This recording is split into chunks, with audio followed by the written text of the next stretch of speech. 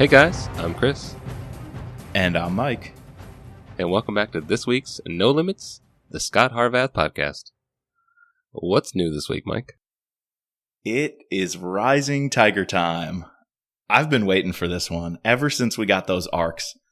It's close to a month ago now, and I opened it up at the White House, and I had it in my hands. I just wanted to tell you guys, the listeners, about this book, and today we get to do just that. Dude, I'm almost envious that we got to read this before other people did. It was really good. Yeah. I can't wait to talk about it with you. Yeah, no, like Brad just delivers again. Yes. Keeps it clicking. And I think we're going to get into this, but I feel like this is setting a stage for things to come. Yep. It's very much, while it's, very good book, I felt like one of the hallmarks of it, or one of the advantages of it, was that you can sort of see the direction he's going to go. He mentioned that this is the first in a 4-book deal he has, right? Yes. So I feel like he has a plan, So I'm looking forward to that plan. Yeah, definitely. I mean, we got glimpses and a narrative pushed on at least one major player and fan favorite, the Troll. And we also got Gary Lawler debriefed and given sit reps all along the way. So I love these guys being brought back in, being part of the story, while we're also on an adventure in a whole nother part of the world with new characters we love. This book is almost everything I wanted, a blend of old OG Brad Thor and new Brad Thor that he's been doing, since I would say Near Dark, with Solvay and some of these new adventures Scott is on. This book just married both of those worlds for me. And while I don't want to say this in like a negative way, but it does feel like a one-off, but I enjoyed it, Yes. It takes us out. There's no like overarching story to conclude. While we do have those brief tendrils of connection to previous stories, very much Scott's in a new setting. He's we're going to go into all this, but it was different, but different in a good way. So I agree. I'm excited to talk about this with you. But before we get into that, yes, we have a Patreon giveaway. Got to give away to the patrons. Yes, we do. I've got a collection of autographed Brad Thor books. And so, one of our patrons, and in case you don't know, our patrons are a fantastic, dedicated group of Thriller fans, the most hardcore Thriller fans you'll find out there. They financially support us, just a few bucks a month. They're the reason this podcast can happen. And for that, they get podcast stickers, bookmarks, other swag, a 30% off coupon at the No Limits gear store at our website, thrillerpod.com. Monthly giveaways. We've got autographed books. Once a month, we give them away. So every patron should have won at least one book by now. And also, we have our own patron group chat. If you want to chat with Chris and I and other Thriller fans in the Group Me app, become a patron, help support this podcast, and get tons of perks. So let's spin that wheel. The winner will get to choose a signed copy of Spy Master, The Athena Project, Act of War, The Apostle, Code of Conduct, First Commandment, Full Black, Foreign Influence, Hidden Order. Who's going to get that choice? Here we go. 3, 2, 1. Insert spinning wheel music here. And Daryl, big fan of the podcast, big fan of all things No Limits. Daryl, we will be reaching out to you. Congrats on winning your signed Brad Thor book. There you go. Gotta love Daryl. All right, Mike. Should we get into it? Number 21? 22 if you include the Athena Project? Well, let me tell you how I would like to share my thoughts on book number 21 in the Scot Harvath series. And I'd like to do that in the form of a limerick. You don't say. Brad wrote a new book called Rising Tiger. As China's global influence grows wider, 'tis not an easy day, 'cause India came to play as the noose gets tighter and tighter. Ooh, that noose. There it is. Tighter and tighter. Dude, Brad outlines from the first chapter this massive hand-to-hand battle that happened in the Himalayas. And like he said in our interview, it's a factional story. Earlier in 2022, this attack did happen. The faction or the fiction part is he made this character Major Banu, and he had him trained with the SEALs and the Delta, winter soldiers. He's got, I think, like a seal hatchet and a Delta knife on his belt. Yeah, he's got the tomahawk. Terminal list, baby. It's like, that's real stuff, though. That battle happened, and he's putting his characters into it. So that blending of fact versus fiction just gives this book such a authentic reality. And not to mention the noose growing tighter and tighter. The way Brad describes what China is doing and how they're maneuvering and what their long-term game plan is, economic partnerships with Pakistan, with Central Asia, trading relationships. The Belt and Road Initiative. The Belt and Road. And then they also have the String of Pearls, opening and investing in these massive seaports through the Straits of Southeast Asia, across the Indian Ocean, towards the Levant and the eastern coast of Africa. So China is just exercising its willpower and, in a sense, strangling off India because it sees India as the only viable threat and potential for a major superpower who is a nuclear-armed superpower in the region. It's just incredible how he catches us all up to speed on that in just a few pages. Yeah, and I liked, so obviously you guys listen to this now. This is now has come out after our interview with Brad, so hope you go check that out. And he explains, all of his thinking, all of his, sort of research into this book. But I liked one of the comments he said was, yes, America is the world's strongest democracy. Is it also the world's first democracy? The oldest, yeah. But India is the largest. But India is the largest. And that has to be something taken, you have to take that into account. And India needs to be strategized. It needs to be a partner. It needs to be brought in. And while, these two regions need to be brought together because of all these threats, especially like when you think about proximity to India, like they share a border with both of these major players that are our enemies, right? And when I mentioned like this whole idea of like a standoff or standalone novel and setting the stage for what's to come, he does a great job of laying out the threats that China poses. Yes. And I can see him sort of, or at least this is what I hope I see him going towards, like China, someone in China is going to be the big bad in the next 3 novels to come. And like, this is not Scott's final word, him in the end, him getting Yang, right? That's not the final player that he's going to have to deal with in the Chinese regime, in the, the Communist Party, right? Right. And think of that, what you exactly said, as a continuation of Black Ice. Because when I read Black Ice, I was like, okay, also a standalone. Russia and the Arctic is kind of this isolated thing, this operation in Norway, the Norwegian-Russian border up north. But now the Harvath universe has an aggressive Russia trying to dominate the Arctic waterways. Here we see the Chinese trying to dominate the Indian Pacific Oceans and most trade routes throughout Asia, which dominate the global commerce supply. So we've almost set up a universe in which it's no longer, like a singular polar superpower that is America policing the world's waterways for freedom and, ease of access. We now have like a tripolar system. And it's just like this incredible dynamic that's so similar to our world that Harvath is now going to have to operate in, the next 4, 5, 6 books. Like the stage has been set. So because nobody can do it better than Brad, if you would forgive me, I don't have that many quotes throughout the book. Most of them are front-loaded because the first 3 chapters are just jam-packed of this kind of detail. So if I could read this one, setting up the state of world affairs and where China lies and all that. Brad writes, quote, "The CCP's grip on power was increasingly tenuous. The panic of its members was palpable. Many in the party believed they were only 1 Tiananmen Square away from full-blown revolution. It was why they had crushed the pro-democracy movement in Hong Kong, why they continued to flex their military muscle over Taiwan. One more crack in their hull, one more leak in their sagging, waterlogged boat, and the CCP would slip beneath the surface of the waves and be dragged violently down to its death. To prop up the party and prevent such a demise, Beijing needed to fog the minds of its people, to convince them that they were locked in an existential struggle, that the world was out to destroy China. For their plan to take root and grow, Beijing needed bogeymen, both big and small, near and far. The U.S. and its Western allies were a natural fit. Another, exceptional contender, however, lay right at China's doorstep, India. coercive statecraft to drive wedges between India and its neighbors over bloody cross-border raids to capture and hold disputed territory, China was feeling weak, and that weakness made them dangerous. Anything and everything was on the table, including the most contemptible and horrific acts of aggression. There it is. The stage has been set.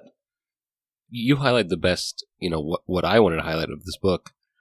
And not to say like the rest of it lets me down, but the opening to this book is freaking amazing. We went hype over, getting the first 2 chapters as like a preview. And it wasn't like any sort of, we weren't like just doing it for the pod. We were doing it because it truly is an amazing first 2 chapters. And then that continues then once Scot is introduced into the picture. And then what I like about this book is we stay with Scot for like 4 or 5 chapters, or we stay, and then as soon as and then boom, he gets put into a perilous place, and then we go with a new character like Asha. Well, I was also going to say, I almost felt like I was along for the ride with Asha a bit more than Scot. When Scot met Vijay, that's when he started carrying the load. But it was cool to see that because even when we were with Asha, I'm like, 1, I can trust her. Like, sure, wholeheartedly trust her in operations and to do her job. And then 2, on the back of my mind, I knew they were going to come together. And there was this anticipation building of what she was doing and what she was after. With her boss, Raj, who was pretty awesome also, kind of like her Gary Lawler. And knowing that Scot was sent on this mission by Gary, I love the 2 of them aligning, like 3/4 through the book. Yeah, they don't meet each other until like page 250. Right, but it built so much anticipation for when that happened, and it paid off. Yeah, because like you're reading like a series of like 3 or 4 chapters with Asha, right? And then you're so engrossed in like what's going on there, and then finally like when you get to the end, you're like, oh wait, where's Scot and Vijay? And then the next chapter, Brad, brings us right back.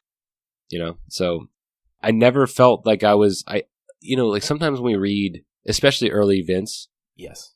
One of the things I really disliked, and I mentioned it multiple times in the pod, I won't like hash it out too much, but just like the constant jumping around, we have to go from like I feel like Brad has done this before in some of his books where we would have went from Scot to Vijay to Asha to the bad guy, and then it would have been like those 4 and it would have been repeated. Too much jumping, yeah. But I like staying with them longer, Yeah. While still having those cliffhanger chapters. And again, I should say the chapter length in this book is amazing. It's crisp. They're all, there's some 1-2 page. We had the arc, so I actually had to read this one. There's some like literally one half of a page, and then you turn it over and the chapter ends. Sections, and I don't know, again, Brad mentioned this on the interview, how he's realized that when he said 3, the max he does is 3 pages. I'm guessing like 3 word pages is like what he was referencing, not like actual like book pages, printed pages. Yeah, but he does that in the sense of, all right, we have younger audiences. I want them to read these books. It's been documented, from the New York Times to the Washington Post to Fox News, that they know that we have shorter attention spans now. Look, just that's why we have TikTok and Instagram. Like we can't pay attention for longer than 60 seconds, apparently. So how do we get them to read my book? All right, I'm going to have a 60-second chapter, and at the end of that chapter, I'm going to have a cliffhanger to make them want to read the next chapter. Yep. And in turn, in the past, when they would have read 17 pages for a chapter, I've gotten them to read 17 pages, but now it's just broken up into 3 chapters, a few chapters, whatever. Right. Yeah. It's brilliant. It says, I'm sure a lot of writers are doing this, but, I didn't really feel that the most recent book we read, In the Blood, those chapters were longer. Yes. And, sometimes it dragged out a little bit, Yeah. And even think of the earlier Brad books, like you said, our one criticism of State of the Union, Path of the Assassin, and some parts of Lions, it just got a little long. It got waterlogged and a little. They're 500-page books, right? Yeah. And it was kind of crazy. On one of them, I said I actually enjoyed the abridged audiobook, which for me, geez, I'm a hypocrite. I never thought I would say that. Here? No, never. This book and Black Ice, they both read so crisp, so quick, so fast. There's no time to get bogged down and feel like you're just getting some exposition. That happens here a little bit, but it's just one chapter towards the end as a kind of denouement, which I actually liked. There's no point where this book slows down and you get lost. And I think you're right to compare that to Vince, who is also really good at keeping your attention because, I would say more because of his characters and dialogue, where Brad is keeping your attention with these little cliffhangers and with the action and with this nonstop action. The little cliffhangers he follows up. So if it's a 2-page chapter, you'll then get a 3-page chapter of what happens next. Then that one ends with a cliffhanger, and it goes right into addressing that cliffhanger next. Right. Where Vince's cliffhangers would leave you for 4 or 5 chapters. Then when you came back to it, you were like, wait, what is this group doing again? Who are they? And Vince was really, really cool in that it would come together, but the coming together was a slower burn, and it took a lot more mental gymnastics. Where Brad Thor, the pieces almost naturally fall into place because he's choosing to have a cliffhanger and then answer that cliffhanger, I feel like, right away. And that just makes it easier to track and follow. Yes, I completely agree. And that the build up to both, like, either we're talking about Vince stuff, is different than the build up that Brad has now, at least, you know? Yeah. Big time. And it leads to, you know, whether or not you think it's, you know, good or not, you know, it's up to you ultimately, but I think both of us agree that, you know, he did a good job with this one. Yeah. Let's get into the actual book, and I want to ask you something. When we got chapters 1 and 2 as a PDF, and we read it, and it was this excerpt, and you and I were jazzed about it, did you walk away feeling a little... Yeah, I almost feel like, you know, if a date left you or something, it's like, I kind of felt like I got gypped because Harvath wasn't not even mentioned, but not even hinted at in chapters 1 and 2. And so when we got the excerpts, I was super stoked about them, but we didn't get anything with Harvath.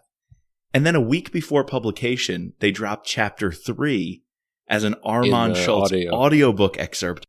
And I lost my mind because that chapter 3 was everything I wanted a Scot Harvath operating in the Middle East, trying to save his boy Topaz, who was an informant helping the Americans, who we left high and dry with the Taliban takeover, 2.0, just last year. And man, Harvath was right in the midst of it. So were you happy to see chapter 3, boom, kick it off right with Harvath in the field? Yeah, and when I was reading those first 2 chapters, I kind of got the feeling that the very next chapter was going to be Scott's introduction. It had to be, yeah. This has been a common trope that we've gotten not only with Brad we got it a lot with Vince, where, you know, or Kyle, where they don't start off the novel with Mitch, you know, or Scott. Yeah. Like, they start off with something else. And typically in the second chapter, or whether or not it's a prelude and then you get Jack the first Carr chapter. Just did it. In the Blood. Right. It started off with that lady. Yeah. Yes. So it's like a thing that these thrillers are going with. You don't want to. Very rarely, I think, in our entire Mitrap pod, you know, run. Mm-hmm. I'm trying to remember. I believe that there was maybe 1 or 2 books where the first chapter or even the prelude had Mitch in it. So right. It's, you know, it's pretty common. But when I was reading that, I had a feeling like, all right, next chapter we're going to understand what Scott's into, and it's so different than because it's in Afghanistan. It's getting people out. You know, it's sort of like the precursor to like the real story, like that whole like action scene in Afghanistan, which is super cool. Great set action piece. I feel like they only released the first 2 chapters because that tells you like what the book is going to be about. Yeah. But yeah, no, when we got that audio, again, love Armand Schultz. He does Scott amazing. It's a completely different vibe. You know, so different than George. Both me and you just listened to George do State of the Union. I guess Armand wasn't available or something for that. And we mentioned on the State of the Union pod that it just felt different having George read. Yeah. It was good. You know, it wasn't like strange, bad, though. But it just felt strange because Armand is Scott to me, you know? Yeah. Yeah, I agree. It felt like I was reading a Mitrap novel or listening to a Mitrap novel, you know? Yeah, I 100% agree. I love each of them, but each one I associate with their own domain. And so having them kind of flip-flop that one time, it was a little rough. It was a little rough. But Armand Schultz, I listened to this audiobook as well. And again, Scott Harvath, Nobody can do it better. We're on that Afghanistan scene, though, and here's another thing that comes to mind. I kind of like how that's where Scot is, because it kind of is a transition piece, right? It's showing the thrillers of the last decade, post 9/11 and the last 2 decades, I guess you could say, were really Middle East extreme Islamic fundamentalism focused. That was the majority, right, of the bad guys and the ISIS, motivations and the villains. Al-Qaeda, Taliban. Right. Or if they weren't the bad guys, it was Westerners or people within our own government using them as scapegoats to be the bad guys kind of storylines. I feel like by putting Scot there and then having him leave, he's quite literally extricating an asset and himself from this environment. And he's kind of ruining this defeat, if you will. I don't think anybody would say complete defeat, but it is a defeat in that the Taliban reestablished control. And he's almost mourning for the Afghan people. I kind of see that as a transition, where Brad is now saying the new world is China. The new world is this rising tiger of India and these different geopolitical power struggles.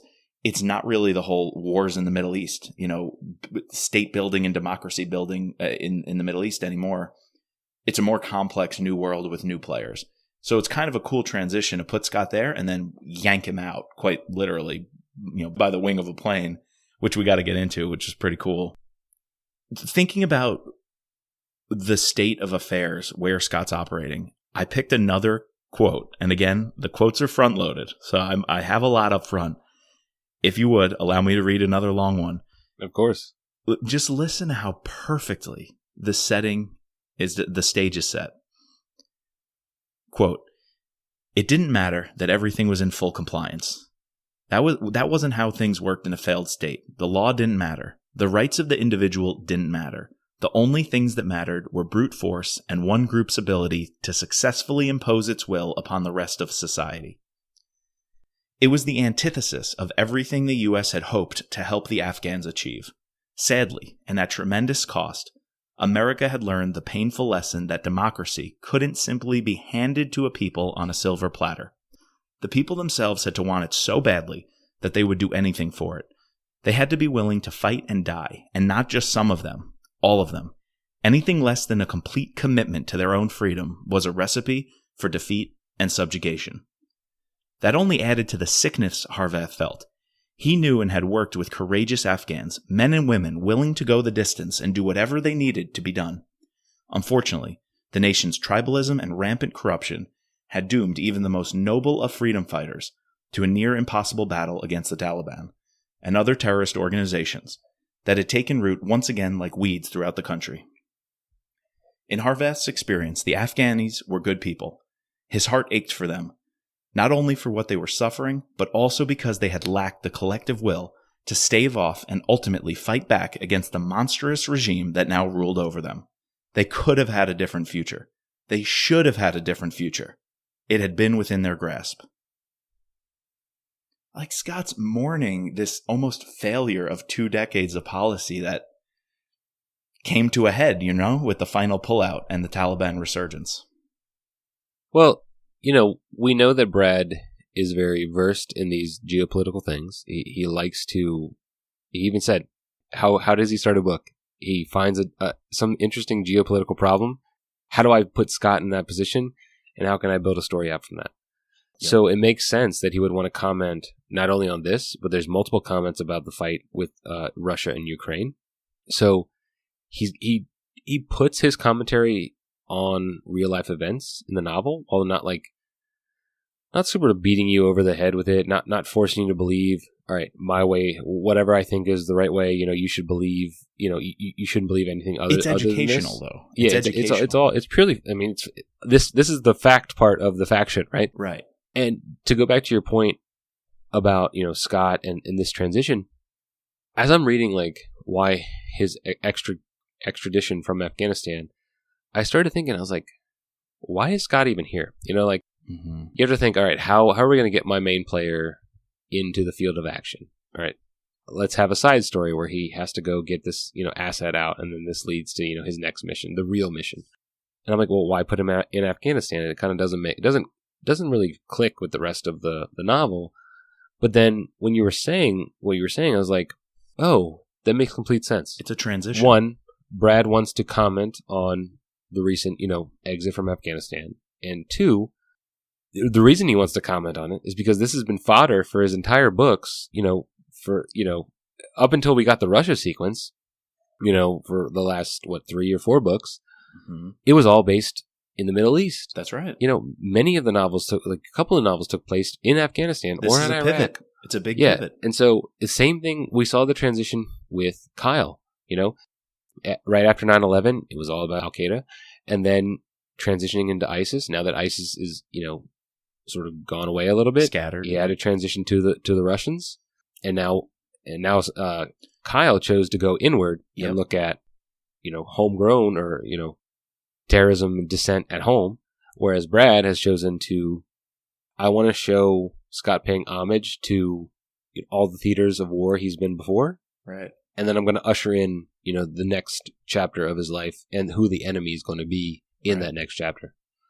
Right. So it makes complete sense why you would start him in Afghanistan and then move him into China. Or not even China, but against the Chinese. Right. And something else, and this might be getting a little meta. I love that he's getting Topaz out because he knows how important he was to us and our mission. And he was one of those guys who would have fought to the bone, given everything. He did give everything to try to bring freedom to his people. And now that he was at risk, Scott had a duty to go get him out, and he was going to do it no matter what the higher-ups authorized. He got his assets. And the troll, Nicholas, is even on comms, helping him find a safe house and this motorbike to get him out and directing him to the airport. So the whole network, the whole Carlton group, Scott is just getting the resources, marshaling his people to make sure he can save somebody who meant so much and gave so much to us and probably his men. So he wants to get this asset out. And here's the meta piece. Asha does the same for Siddiqui, the engineer, the Muslim Indian engineer who's getting blamed for the downing of a chopper in India.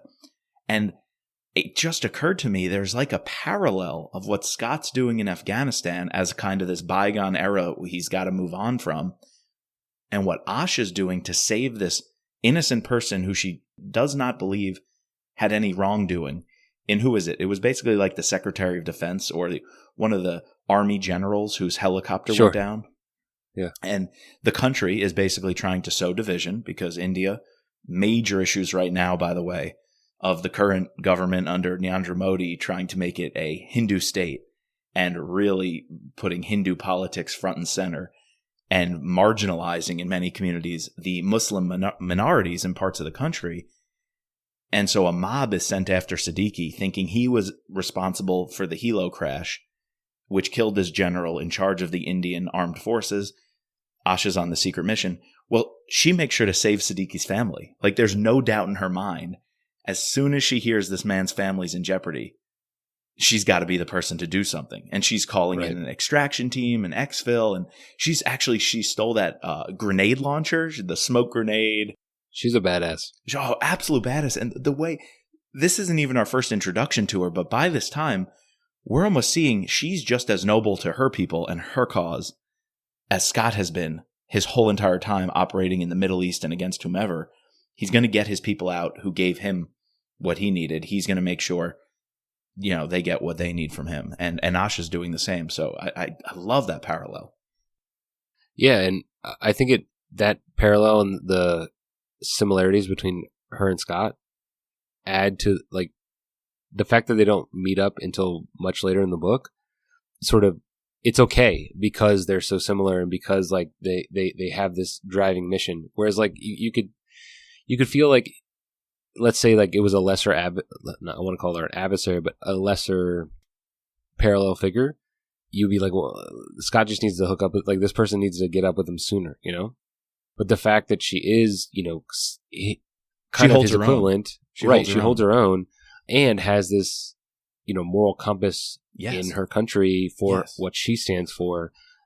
It works. Which might go against the political narrative at the time, the same way Scott would operate against any extremism in our own country or, right. Be against radicalization of people. And Asha's doing that for her people too, which is pretty cool, saving this Muslim family from a extremist Hindu mob. All right, so can we just go back and talk about Ritter? He's in the second chapter. Yeah. He dies at the end of the second chapter, and he's the sort of the basis for Scott's mission throughout the entire rest of the novel. What did you think of the character? Did you want more of the character? And at first, so I still haven't read Black Ice, so I was like, wait, I texted you, was Ritter in Black Ice? Like, I felt like I should know this character, or I felt like this character may have popped up before. And I tried to, go back and look, and no, it's just another person in Scott's life who, operated in the background. Obviously he was fairly close with Scott, for Scott to want to go avenge his life. But yeah, just what did you think about Ritter? Yeah, he was killed off really quick, but some people, did you hear Brad said some people were very upset with that because they loved this elder statesman, right? Larger than life diplomat who could also, while being a diplomat, do some different missions. Reminded me of the old man. Yeah, exactly. Or Lawler, or Gary Lawler. It could be any one of them in their heyday, and he's kind of being brought out of retirement for this one very important, critical diplomatic mission that has to be kept under the rug. So, yeah, I loved him because he had that gravitas and that persona, and we believed it in such a few short pages of who he was. Yeah, we never saw him before. Because of that, I could believe that Scott had a good relationship with him, maybe knew of him, or maybe protected him, or understood a lot of the goals he was working on. Ritter maybe was behind the scenes doing the diplomacy, the diplomatic side that can keep his people safe, operating and pushing whatever agenda they needed to. So I really liked that. I was okay he died because it gave me the Flynnian shock. I compare this to Fitzgerald, right? In term limits. Right. Senator Fitzgerald, the fat cat on the Appropriations Committee, just getting drunk, going loose with women, and then boom, he comes home to his house, and the first scene we ever hear from him, and he gets killed in the hallway. Having Ritter get killed just made me go, whoa, what is this about? What was he working on? Who wants him dead? And the payoff of that, I think it was a phone call with Gary Lawler, or maybe it was the video conference with the president. Right. When we get told what Ritter was working on and why his mission needs to be continued and what he was charged with can't fail, he was working with India to be the leader of a South Asia, Southeast Asia, Oceanic pact that would be like the NATO of the Pacific and Indian Oceans to counter China's influence. And to me, that is so cool. And if you needed someone to lead that effort, I don't think it could be Australia. I think they're just a little too distant culturally. Sure. Economically, they're tied. And isolated. Yeah, and they're geographically isolated, just a little too far. So I think India would have to be that player, that force, the regional powerhouse to lead the countries in forming an alliance. Your Vietnams, your Singapore, your Philippines, and saying, we with our strength, naval and military, are willing to defend your rights to the seas, the South China Sea, the East China Sea, against China's aggression. And when I found out he was working on that, oh my God, being the geography nerd I am, my mind was blown that that's in a thriller novel. It was so cool. Yeah, no, very much so. So right after the scene, we already mentioned, Scott's in Afghanistan. I just wanted to briefly talk about, we've sort of discussed, the gravity of it, but the action is probably the best action in this entire novel. The chase scene, maybe my favorite action. I don't know. There's some other good action later on in the novel. There's a lot of good stuff, but this is up there for sure. The chase scene, he gets in a car accident, he gets out, and his gun flies out, and he's able to get it and get the guys and then run away, and then he has to get this. He gets this motorcycle. Well, first he has to go to a CIA safe house. Yeah, and he gets out of the safe house with the motorcycle, gets to the misses the plane essentially. Oh, he stops at that gas station to buy the weapons. Right, and then takes the RPG, uses that on a gate, and then like I just imagine this, some Tom Cruise like bullshit. It was Mission Impossible stuff. Yeah, driving a motorcycle up into this, about to taxi off the runway. And it's an aid plane carrying humanitarian aid that they kind of negotiated. Tajikistan, right? Yeah, they're going to Dushanbe, so out of Afghanistan to Tajikistan. And that's where he meets up with that embassy liaison, who was actually a pretty cool little side character, who was like, whatever you need, I'll give you the stuff. Don't tell me what you're doing here. I'll hook you up on the secure video conference with the White House. Won't say anything about it. I'll tell you what not to eat. Yeah, exactly. Tells them what to eat and not eat in the region, and then later in India. Yeah, okay. You know what? I was thinking about it. I'm going to give it to you because I forgot the same sequence that starts with the accident in that traffic circle in Kabul and runs all the way to him riding the motorcycle up the ramp of the moving airplane. That's the best action sequence in the book. It's just nonstop action. By far. You're right. Yep. That gate, too. There's like a gate on the opposite side of the airport that the Taliban haven't really thought was worth putting any sort of security into. And that the CIA used to sneak out people. Yeah. Right. And this rundown gas station that also they thought was abandoned was a meeting place for him to do the arms deal, which was kind of cool. I think it was the arms dealer also who somehow had a connection to the humanitarian aid group who chartered the plane to get them out. Like, just cool stuff going on there. Yeah, and we get Nicholas in action. He's, providing Overwatch. Yep. Codename Moonracer. Moonracer, yep. Love to see Nicholas back in action. Don't love the fact that him and his wife get put into, peril with the use of a Havana Syndrome weapon. Really it was ultimately a minor subplot throughout the novel, but it just every couple 10 chapters we would cut back to Nicholas and what he was doing, and then he gets hurt, and then him and his wife gets hurt, and the baby's not doing well, and that was a big sort of cliffhanger that Scott never resolved. We asked him the question. He says the baby's going to be okay, but didn't like that at all.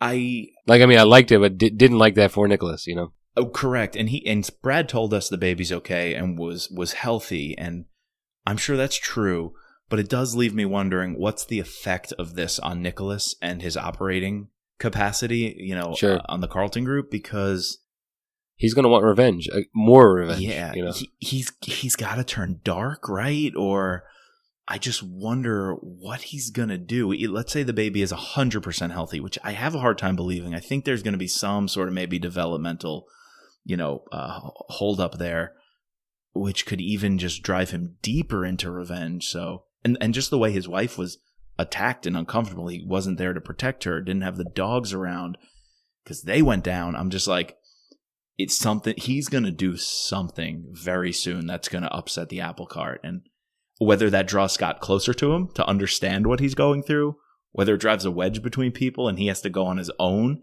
and kind of gets derailed, I don't know, but something's in store. He goes pretty badass. He wants better security, so he sets up claymores all through the woods, and as soon as the next attack happens, he just, boom, sets him off. And what'd you think about who it was? Then he saves the day. Yeah. He saves the day, and he recovers the weapon. What'd you think about... And he saves the day later. Right. What'd you think about how he blew up that woman and her cover story is this deep Chinese operative, like an MIT grad student or something? It was kind of cool. Yeah, no, that Brad sprinkling in those things here are obviously the faction part of this, and I don't know, it was believable. This whole plot is going to get a high buy-in from us because pretty much he lays the groundwork with facts and then bleeds it into the fiction, and therefore I think it does really well in terms of you really believe this story, you believe that stuff like this could happen. You want to hear something crazy on that? Because she was a Chinese plant who was a grad student at MIT who they secretly were using to hold on to this directed energy weapon that they wanted to use against Nicholas and eventually probably Scott and whoever. Crazy story here, but my wife Rosie, she works for Johns Hopkins, their School of Advanced International Studies. And this was wild.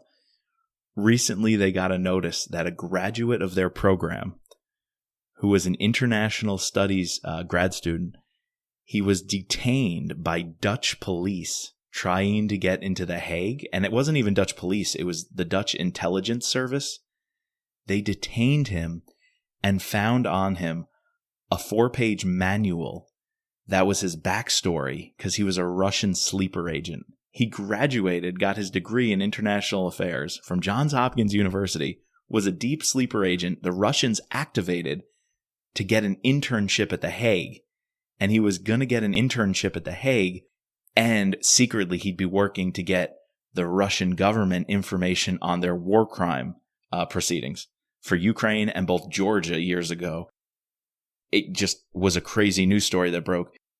Like, that stuff is real. And so I definitely believe the Chinese could be storing this major super weapon with some, innocuous seeming grad student.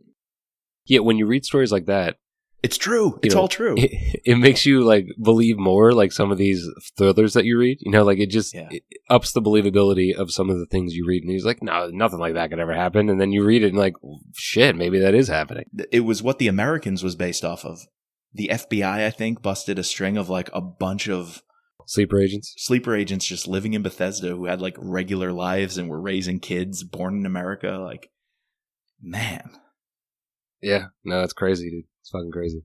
It's insane. Well, what do you think? Nicholas is down, just recovered the weapon. We know Asha is working with Raj, her boss. She already got Siddiqui out of the airbase and saved him and his family. And now they've got information to go after this gang, the G Company, who they think was hired to be behind the mob attack and some other hits. And we've got Scot, who is just being directed through Dushanbe in Tajikistan and now being totally sent to a new location out of the blue to head directly to India, where he's going to link up with the Foreign Service National Investigator, who the embassy hires as a retired cop. And I think we should pick up part 2 with Scot and Vijay and all of their adventures on the streets of India. Yeah, I guess we should just, mention that sort of where this whole next part of the story is going is how these stories are going to collide. Who put the attack on Nicholas? Who put the attack on that helicopter and eventually is going to want to go after Asha? And then who killed Ritter? And so that sets up, the entire rest of the novel. Yeah, and I think we should pick up in part 2 there. Nice.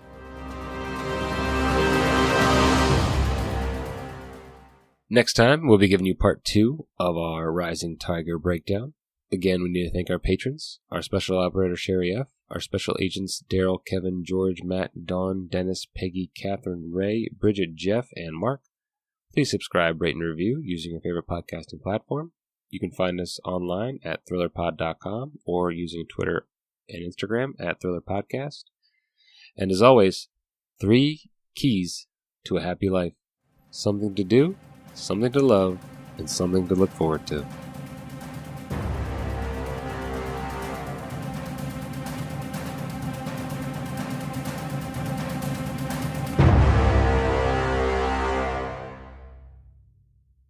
And just a disclaimer, this podcast is not affiliated with Brad Thor, Scott Harvath, or Simon & Schuster.